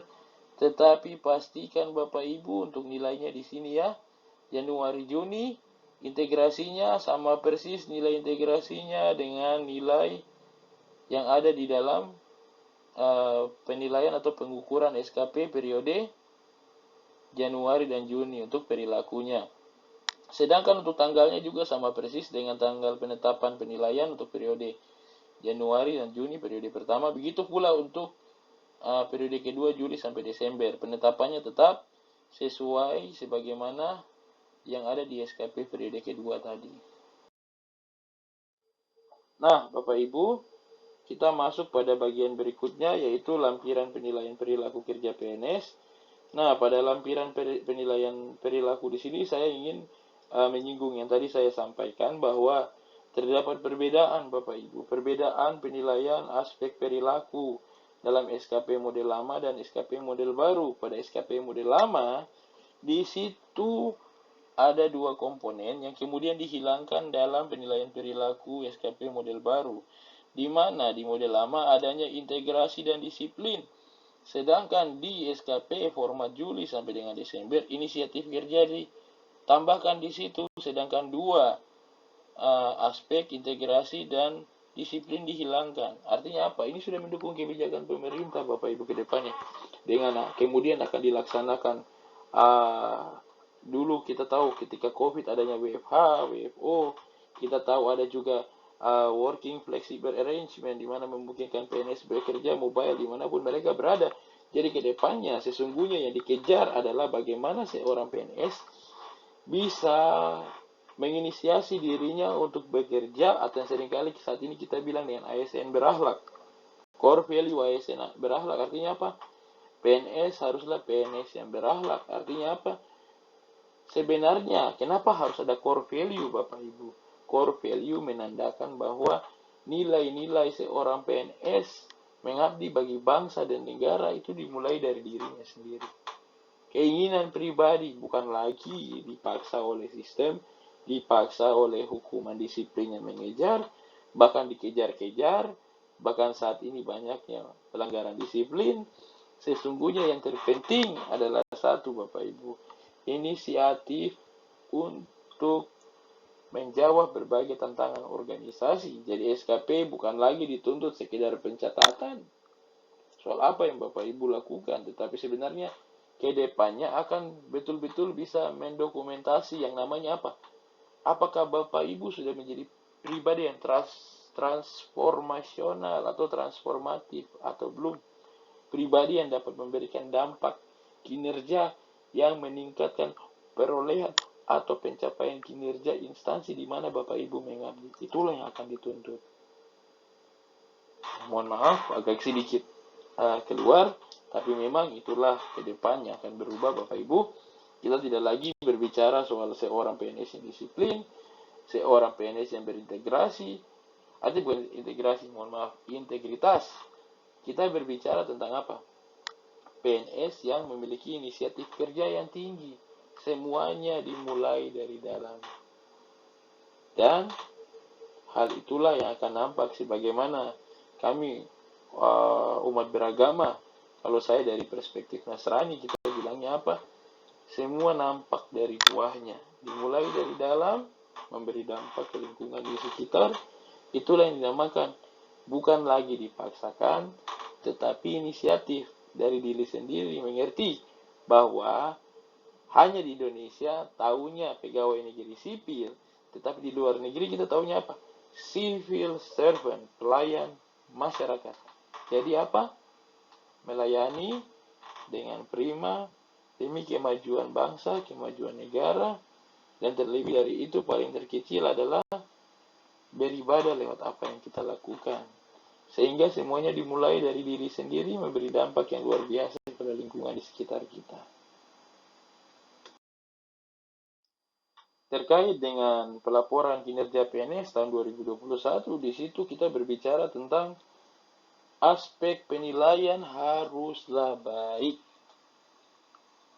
Nah, kata baik atau kategori baik dilihat dari mana? Dilihat dari nilainya Bapak Ibu. Di situ terdapat dua rentang penilaian dalam sistem ini Bapak Ibu. Bapak Ibu harus pastikan bahwa nilai SKP per uraian tugas jabatan periode pertama dia masuk di kategori baik yang berwarna hijau ini, yaitu dari nilai 76 paling rendah sampai dengan 99 atau 100. Sedangkan untuk SKP periode kedua Juli sampai dengan Desember 90 sampai 110. Kenapa demikian Bapak Ibu? Karena 120 itu dimiliki oleh seseorang yang memiliki ide kreatif, ide baru. Nah, itu sebagai jawaban atas tadi yang saya sebutkan apa? Inisiatif kerja.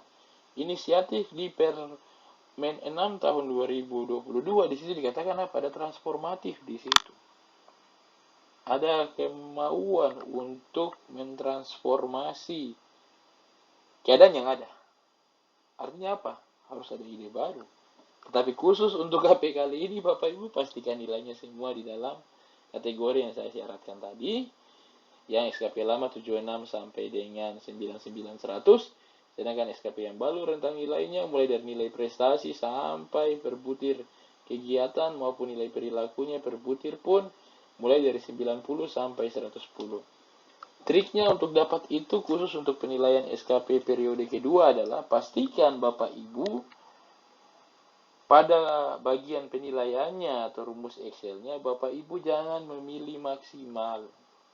Pakailah rentang, kondisi normal atau kondisi khusus, tapi jangan pilih maksimal sehingga pada setiap uraian tugas jabatan yang dinilai itu tidak bernilai lebih dari 110. Karena 110 itu ketika hanya ada ide baru dan harus dibuktikan dalam dokumen tersendiri, tapi saat ini tidak akan dipakai karena apa?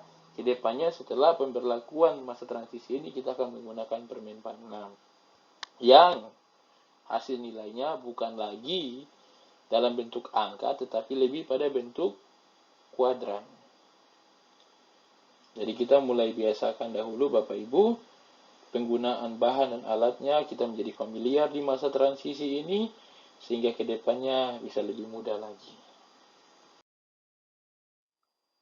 Terima kasih atas kesempatan yang luar biasa untuk sharing dan berdiskusi. Walaupun hanya satu arah, saya sendiri yang sering berbicara melebar, tapi saya sangat berterima kasih atas kesediaan Bapak Ibu untuk menyimak pedoman ini. Sekiranya Bapak Ibu dapat menyiapkan diri sebaik-baik mungkin, mengatur strategi terbaik, berkoordinasi, saling membangun hubungan yang baik antar instansi untuk meningkatkan kinerja. Jadi bukan lagi kita berbicara dengan perubahan regulasi yang terbaru ke depannya, di mana saya sudah sempat bahas kita mendekatkan diri lagi SKP dengan sakit Sehingga SKP yang dahulunya hanya kita bicara untuk naik pangkat, besar harapan saya bukan lagi untuk naik pangkat saja Bapak Ibu, tetapi betul-betul bisa menjadi alat yang berguna bagi Bapak Ibu untuk mendistribusi pekerjaan. Selain distribusi pekerjaan, apa bisa menjadi salah satu tools atau indikator penting menentukan karir seorang pegawai di daerah.